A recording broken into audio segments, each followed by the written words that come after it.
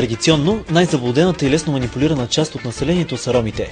За пореден път това твърдение доказват жителите на пловдивския ромски квартал Столипиново. Вие знаете ли в неделя какво има?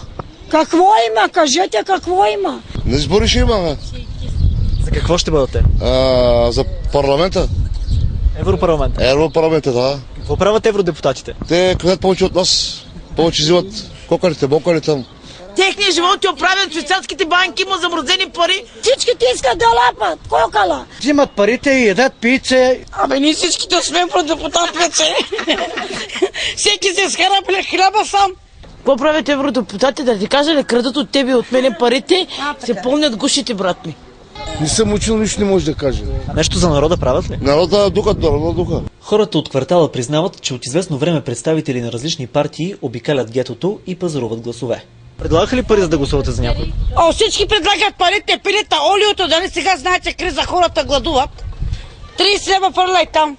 30 лева фърляй на този номер, аз никъде не мога да фърлям. Само за себе ще гласувам. Значи гласа излиза 30 лева, така ли?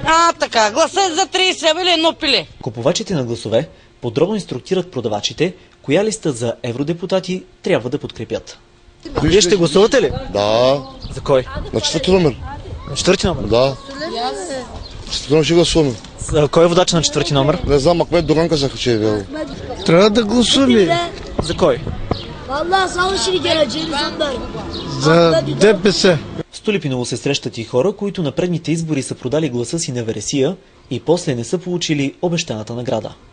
Дадаха ми един лист, 2000 човека да се подписват, а тези хора искат да се черпат, тогава да се подписват.